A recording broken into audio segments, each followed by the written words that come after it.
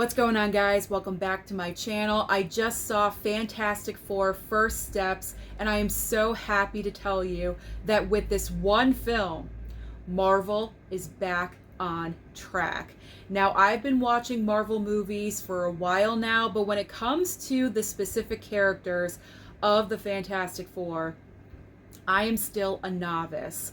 I just recently watched the prior films with Jessica Alba and Chris Evans not too long ago. So this is coming from someone that is a beginner to these characters, the villain, the storyline, and I loved this movie. So if you are a major fan of all things Fantastic Four, then you should love this movie as well. So I have a very long list of positives, and I really only have one negative, but even that is not really a negative because I kind of spin it in a positive way.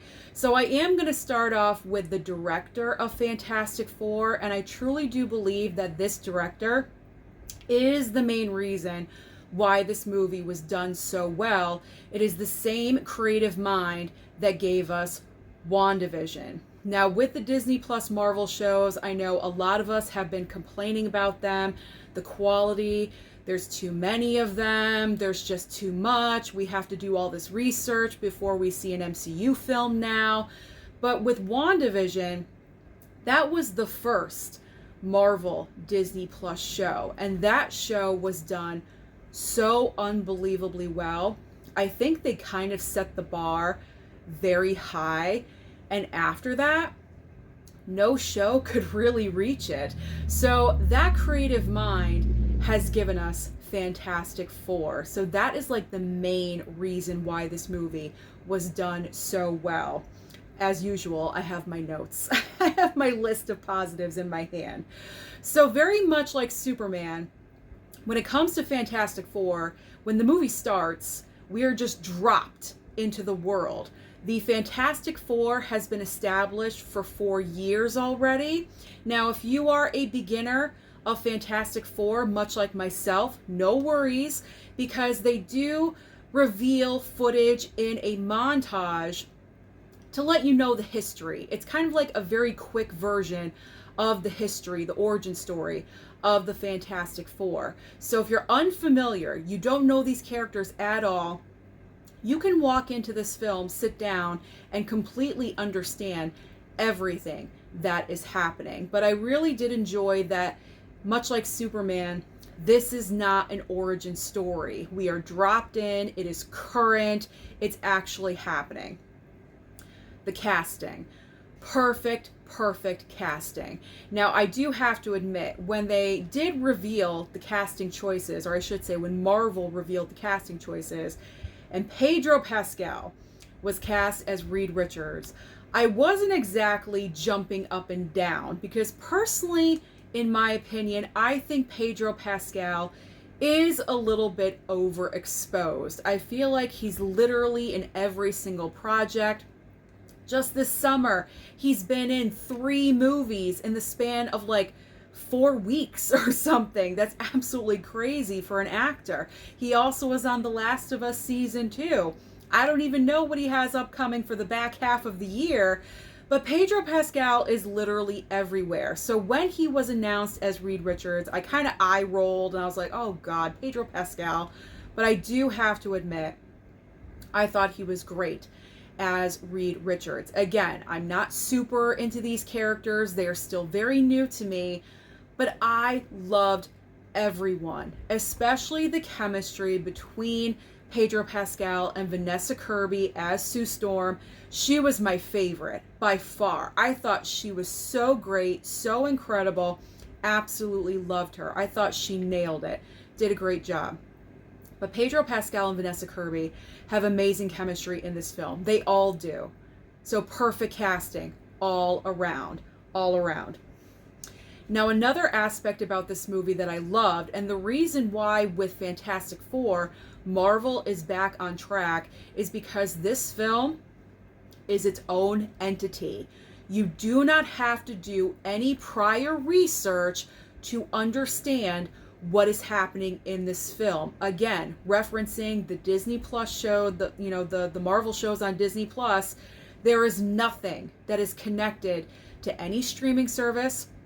There are no characters that we need to know from any prior MCU films. Nothing is connected. This is pretty much a standalone Marvel movie, and that is why it works. That is why it works. And I really do wish moving forward Marvel would just keep on the same track, because it was so good. It was so nice to just concentrate on these four main characters and not have to worry, well, is someone going to show up that I don't know, that I need to do research about? There was nothing like that. And so that is why this film is just so amazing. Now, with Marvel, as we know, in prior films, they've always included humor. Sometimes it works and sometimes it does not. And it seems like the past, I'd say 10 Marvel movies, the humor that they've included has been so awkward, cringy moments, over the top. Thor Love and Thunder, I'm looking at you, over the top, cringy, just awful, awful humor. What works in Fantastic Four is that the humor is there, but it comes around when it makes sense and when it's necessary. A funny line is never inserted just to avoid an awkward moment. That never happens here. It is natural, especially with the chemistry between Ben and Johnny, because those two characters are always having a little bit of humor and friendly banter going back and forth. That's just natural between the two of them. And that continues here in this movie. And it just makes sense. And it's on a respectful level as well, because in the prior films that I watched with Chris Evans and Jessica Alba, it seemed like those two characters in those prior movies were more at odds with each other, where that was not existing here. The theme of Fantastic Four, this version of Fantastic Four, is family, and it runs deep in this movie. That is a constant reminder that you need to be thinking about throughout the entire film. Bringing up the family, there's also many emotional moments in this film that I was not expecting to have, that I did have, that made me connect with these characters even more. And I really did appreciate that. All four of these characters, our main characters, are very likable. You root for them. You want them to save the world. Obviously, you should want your heroes to save the world, but they are very likable characters. And so I connected with all of them, and I really did appreciate that. So no corny humor tossed in just to avoid a silent, awkward moment. It was always natural and appropriate. The editing. The editing of this movie is so well done. This film moves at a very quick, steady pace. I was never bored watching Fantastic Four. It starts, boom, you're in it, you get the montage, and then we're off to the races, and everything is happening.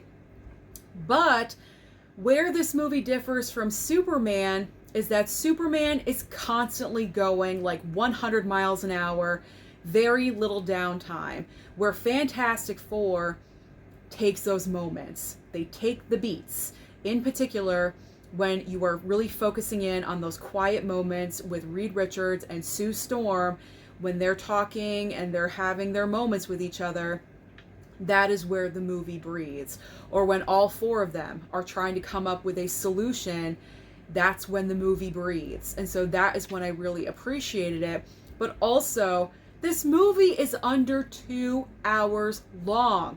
That is incredible for a Marvel film, because usually when it comes to DC and Marvel, you're going to slap at least 2.5 hours on that movie. Not Fantastic Four. Quick, steady, done. And I believe the hour and I think it's 55-minute runtime is including credits, post-credit scenes, and everything. So if you're not even staying for the credits and the post-credits, It's like an hour 45. Like it's really, really, it's not short, but it's reasonable. It's just very well done with the editing. So I did appreciate that. My last positive is the CGI, because, you know, with every Marvel film, we got to talk about the CGI.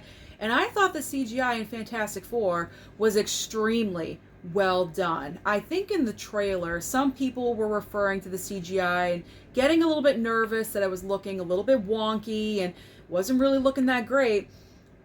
But I thought it looked fine. And I was not even in Dolby or IMAX. I was in a regular theater because my Dolby theater was almost completely sold out for 2 p.m. So I went to a regular theater and I thought it looked great. So I'm not sure how it looks Dolby or IMAX. It probably looks absolutely incredible. But there's no worries here. Julia Garner as the Silver Surfer, I haven't even mentioned her, but she looked incredible. Like, all that silver looked fantastic. It was so slick and so smooth looking. She looked phenomenal. Absolutely phenomenal. So everything looked top notch, ready to go. And plus the entire aesthetic of the film. The film is taking place in, I believe, the 60s. And so the costume design, the production design, everything was on point in this film. Now, I guess one negative that I have, which really isn't a negative because I am spinning it into a positive, as I mentioned, I just wanted to see more use of their powers. I just wanted more. I wanted a little bit more action sequences. Don't get me wrong, there are action sequences in the film, but you know, there's nothing like seeing Reed Richards stretch and going in, 10 different directions. And I also wanted to see Ben as the Thing just do a little bit more of what he can do. We did get a lot of Johnny and, his fire and his power and all that. And then, of course, Sue with what she's doing. But I would say in particular with Ben and Reed Richards, I just wanted to see a little bit more of their special powers and what they can do. But don't get me wrong, it's not like we don't see anything. We do see. I just wanted more. I was having a great time with it, and I just wanted more. So overall, Fantastic Four, I am so pleased to tell you that despite a lot of people having mixed emotions about the film, not so sure about it, is it going to live up to what Marvel wants it to be? This film is so good. And if Marvel stays on this track going into the future, it's going to be awesome. It's going to be awesome, and we are going to be right back on track. I absolutely love this film. Again, as a beginner, as a novice of these characters, absolutely loved it. Had a great time. My overall score on Letterboxd, I gave it a 4.5 star out of 5. Go and check out Fantastic Four this weekend at the movie theater on the biggest screen possible, Dolby, IMAX, whatever it is at your local theater. Go and experience it. Don't write off Marvel just yet. I think the best is yet to come. The best is yet to come. Also, just to let you know really quickly, there are 2 post-credit scenes. The first post-credit scene, you're going to want to see. Trust me. The second, at the very end, you don't really need to stay for that. I mean, you could. It's kind of a cute little thing that they do, but it's not necessary. It doesn't drive the plot line forward. The first one absolutely does. So those are all of my thoughts about the brand new Fantastic Four First Steps. Comment down below and let me know your thoughts about this movie. Try to keep it spoiler free, please. Don't forget to like and subscribe before you leave, and I'll see you next time.